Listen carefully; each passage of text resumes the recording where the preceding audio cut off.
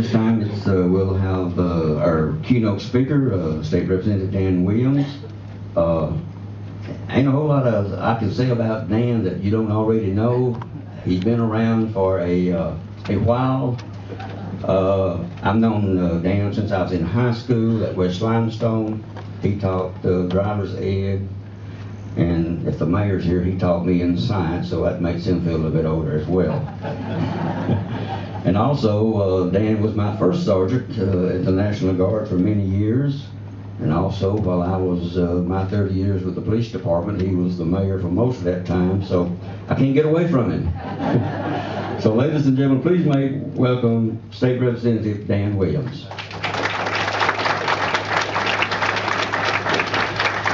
Thank you, Jerry. We have a lot of things we won't tell about each other today, but I appreciate being asked to give my thoughts about how this museum came about. And I won't guarantee the total accuracy of everything that I'll tell you today, but it is the best that I could remember and the best that I could find in the records. But at some time in 1995, several local people thought it'd be a good idea to commemorate the end of World War II for Athens and Limestone County. Now, this event was planned and presented, and probably it was mostly his idea, by Ken David, our local veteran service officer, and local veterans helped him do that. It consisted of local veterans bringing for display over at the senior center everything from photos and letters from home to weapons. The event was successful with a large crowd attending. The anniversary of the end of the war caused many people to talk about their experiences during that time, and it caused the younger generation to think about and research the stories that they had heard from their dads and their uncles, their cousins and their family members and friends about the military and the home front experiences. I had stories of my own to check out, and I did this after this commemoration that David planned for us. I found information and a picture of my great uncle in his World War I doughboy uniform in my grandmother's ancient Bible. That Bible also held a tattered telegram sent to his father notifying him of his death. He was killed in 1917 in France and buried there. I found information about his nephew, my cousin, who was killed off the coast of Saipan in World War II in June of 1944 when his ship was attacked by Japanese torpedo planes. I found information about his death that his family had never known before. After this event, there were photos and letters and artifacts left behind that caused some to think about how many of these artifacts of the war actually exist in our community. Ken David and others began to think that it would be good to have a facility to house, protect, and display those artifacts to the public. So in December of 1997, he formed a 14-member joint committee of representatives from the local veterans organizations to develop this idea of a veterans museum. I remember people began to donate and pledge artifacts to that group before there were any place to house them. In July of 1998, he formed a 30-member board of directors, of which I was a member as mayor, to carry forth with the establishment of the museum. Later that year, the county commission purchased the old L&N depot building for $130,000 to be used as a museum. The board was tasked with raising the money to renovate, maintain, and operate the museum. On October 21st of that year, the county commission contracted with the museum board to establish the museum. Now, this board wasn't always a pleasant group to meet with. So much had to be done. There was no money. The estimated cost to turn the old depot into a museum was ridiculous. And then the Alabama Historical Department got involved in it. Our committee met so many times, we lost count of the meetings. We divided into subcommittees, sub-subcommittees, ad hoc committees, and any other kind of committee you could name. At some point in time, during those committee meetings, Wyndham Powers and Tyler Craig came to the mayor's office and told me they were tired of committee meetings and they were going to begin work on the building.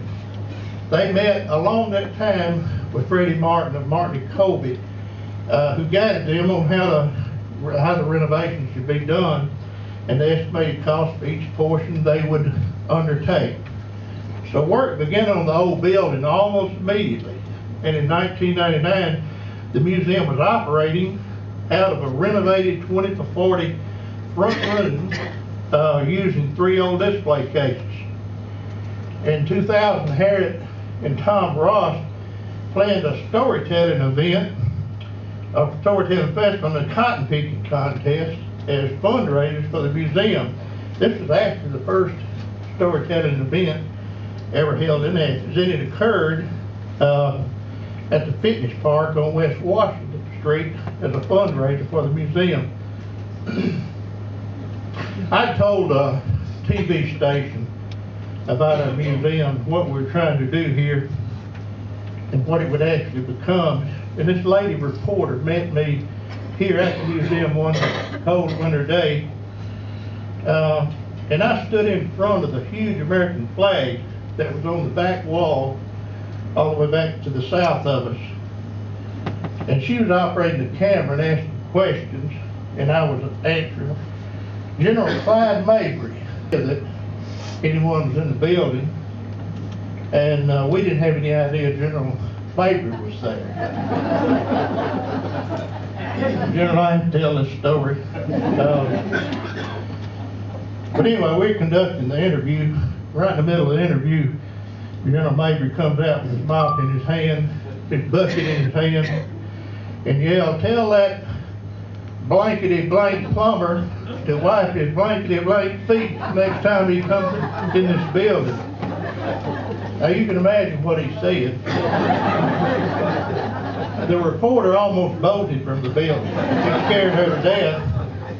Of course, General Mabry had been my battalion commander at one time, so I saluted and said, "Yes, sir."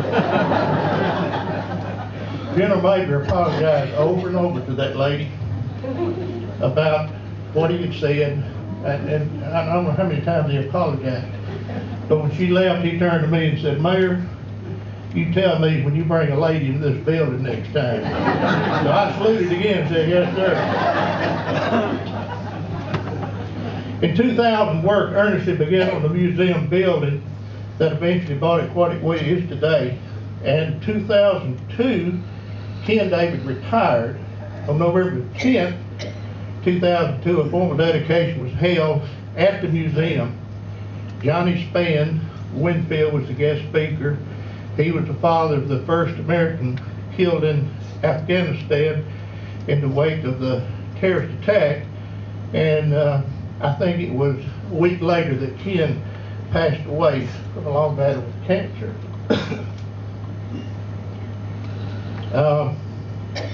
You might ask what kind of guy Ken David was. He was one that took care of business, paid attention to all the details.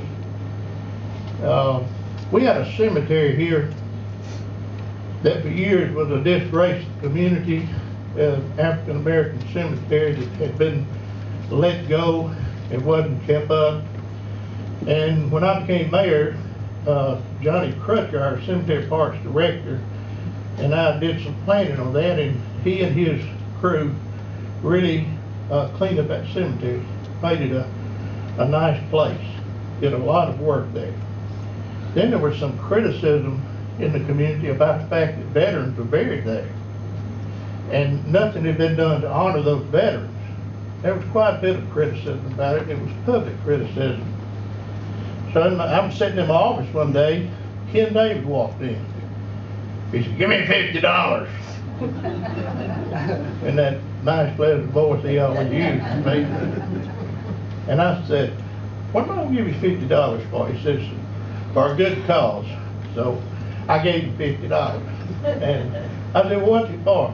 He said, "We're going to put a flagpole, lighted flagpole memorial in that cemetery." And it's one there today. And we had a service to do that and to honor those veterans just because of Ken David, not because of anybody else. He did that. There are very few cities in America similar in size to Athens that have a veterans museum that can compare to the one here. This museum is unique in that the original idea came from veterans.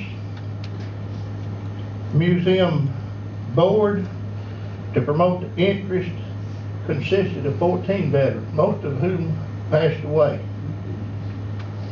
This museum is maintained and operated by veterans and is always open for the use of any of our veterans programs and its gatherings.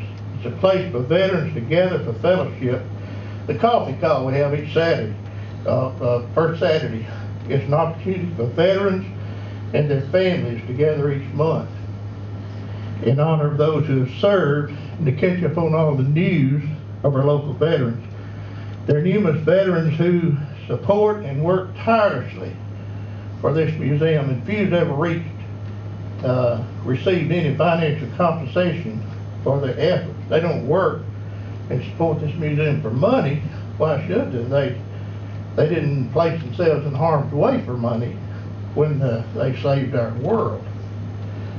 These veterans are here to guide visitors to the museum, to pass on to new generations of stories and experiences of themselves and their brothers in arms. Now, would any of this ever come to pass had Ken David not been here to do it for us? Well, perhaps something would have, but not this. It wouldn't be the same thing. So I remember at his funeral, myself, Probate Judge Davis, let me think, Bill Latimer, County Commissioner, and Mark Spencer sang the Army anthem as occasions go rolling along. Well, they're still rolling along, but he rests from his labors today. So God bless him and his family, and God bless America.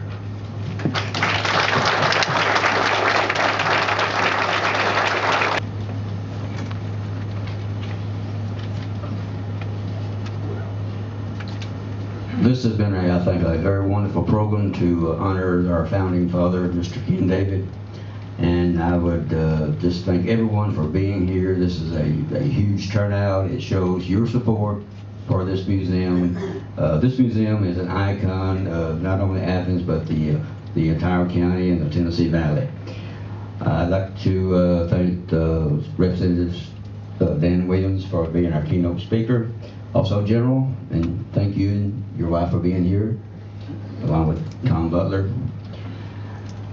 And a special big thanks to the Ken David family. Thank you for taking time out and helping us to honor Mr. Ken David. Also to Mrs. Black, Gladys Black. She has purchased the food that we'll be eating here shortly, so don't nobody run off. Thank you, Mrs. Black, for that. And also, I'd like to give a round of applause to our director, Sandy Thompson. She has done a wonderful program, put the job for this program together.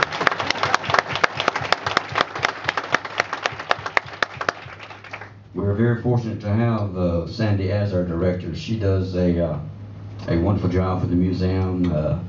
She takes a lot of heat off me. If somebody don't like something, they come see her instead of come see me. I kind of like that. So with that being said, again, thank you for being here. This is a wonderful crowd, and please stay around for refreshments. Again, thank you very much.